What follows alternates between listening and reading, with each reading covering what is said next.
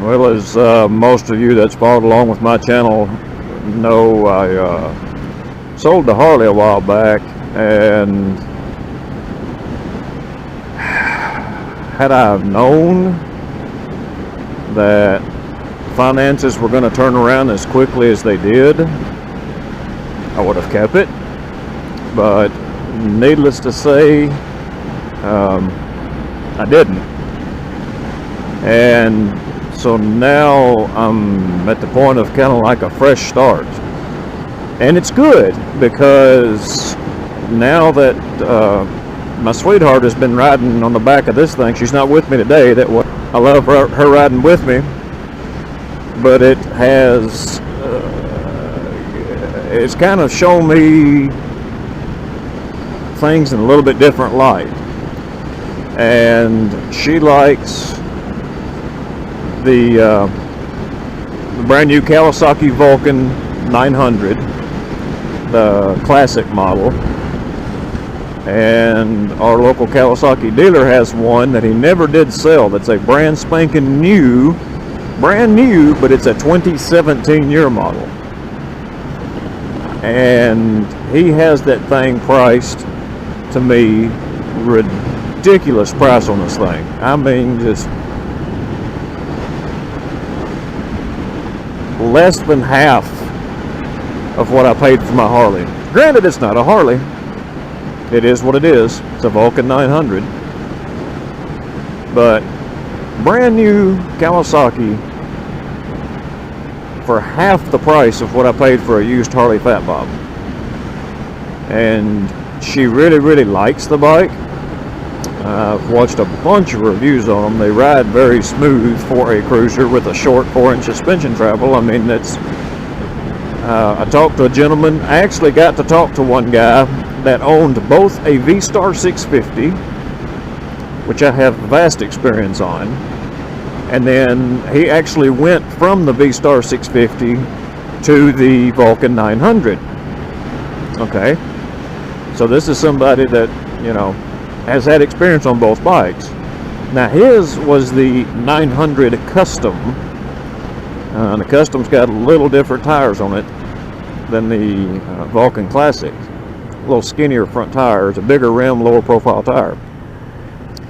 He said, now I have yet to ride one myself, but he said that the ride of the, sorry, I'm trying to watch traffic and talk here, but he said the ride of the 900 Vulcan is every bit as good, and he wouldn't swear it ain't ride smoother. If he's right, and his is the Custom, and the Classic's got the bigger, taller, fatter front tire, like the V-Star's got, it's going to ride just that much smoother. So, we've learned a few things. Now, my little lady, she is 4'10". She might weigh 120 pounds soaking wet. She's got a very short inseam, and she does have somewhat limited mobility. She can't just hop up on a big old tall bike. Even this little Interceptor 500, which is relatively low to the ground, it's about the same height as like the Honda CRF 230L Dual Sport, stuff like that, it's just about too much for her to get on and off of, too high. So it's pretty much limited me to looking at cruisers, which I am perfectly content with, because y'all know that's been my thing. Having that been said, I have been very pleased riding this VF 500F, because it sets almost like the relationship of my body to the handlebars is more like a standard bike than it is a sport bike.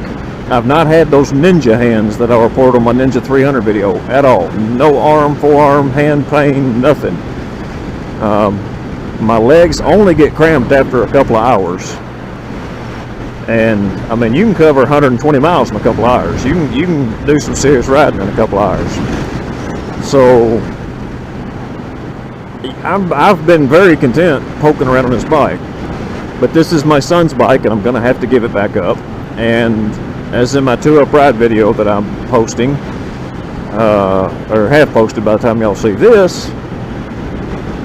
It's just not ideal for two people. It's just too cramped for two people. So I'm not going to do no big secret reveal, none of that like I did with the BMW. I'm just telling you, I'm looking at a brand new Vulcan 900. May or may not get it. And it's on a price point. I do not want to finance anything. I'm not going to finance anything anymore. If you see me riding a bike, I own it. I'm not going to finance nothing else. Car, sure, I'll finance a car. I'll finance a house. I am not financing any more bikes. Nope. Learned that lesson. See y'all.